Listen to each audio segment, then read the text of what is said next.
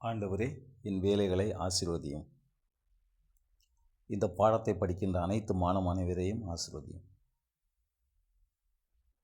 Lesson 1 easy English EE1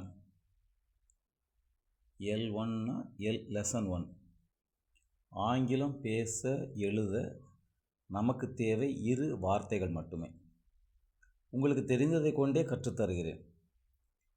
2 வார்த்தைகளில் ஆரம்பிப்போம். Full stop இல்லாமல் எழுத பேச கற்றுக்கொள்வோம்.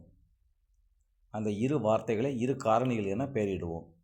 2 காரணிகள், ஒன்று சப்ஜெக்ட், இன்னொன்று வெர்ப். சப்ஜெக்ட் என்றால் என்ன? யாரை பற்றி அல்லது எதை பற்றி பேசுகிறோமோ அதுவே சப்ஜெக்ட் ஆகும். இப்போதைக்கு வைத்துக்கொள்வோம். அது 2 வகைப்படும். ஒன்று ஒருமை, இன்னொன்று பன்மை. எதற்காக ஒருமை பன்மை என பிரிக்கிறோம்? அப்பொழுதுதான் சரியான வினைச்சொல்லை, ஒருமைக்குரியவற்றை பன்மைக்குரியவற்றை நாம் பயன்படுத்த முடியும். வெர்ப் என்றால் என்ன? அந்த சப்ஜெக்ட் யாரை பற்றி பேசுகிறோமோ அந்த சப்ஜெக்ட் என்ன செய்கிறதோ அதுவே வெர்ப் ஆகும். அதை வெர்ப் என்று சொல்கின்ற பொழுது அதை செயலாக அல்ல வினையாக வேலையாக நாம் எடுத்துக்கொள்ளலாம். முதலில் சப்ஜெக்ட் வெர்ப் ஆகிய 2 வார்த்தைகளை கொண்டு சின்ன சின்ன வாக்கியங்களை பேச பழகுவோம். சப்ஜெக்ட் என்று சொல்கின்ற பொழுது பொருட்களின் பெயர்கள், அவை ப்ராப்பர் நவுன், காமன் நவுன் என்று பலவிதமான ஆங்கில வார்த்தைகளில் பேசுவார்கள். நான் கூடுமானவரை ஆங்கில வார்த்தைகளை பயன்படுத்த மாட்டேன்.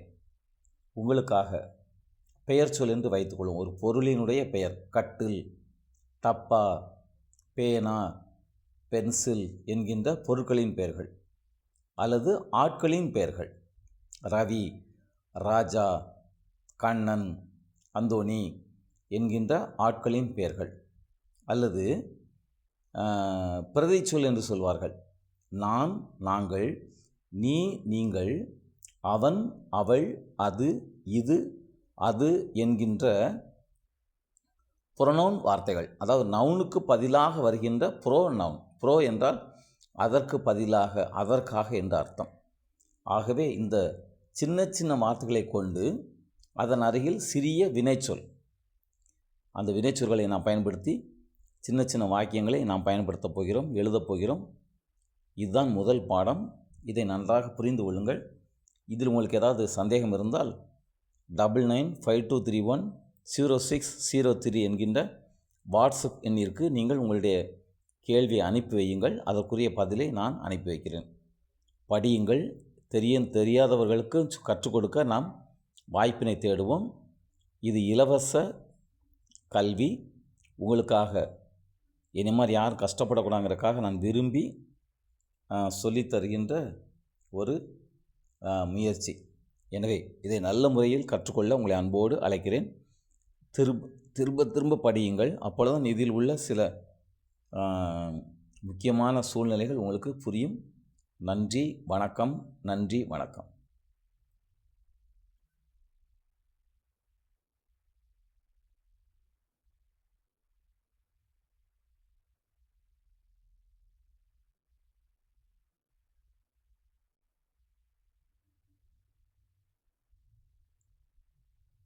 சுருக்கமாக, ஆங்கிலம் பேச 2 காரணிகள் தேவை.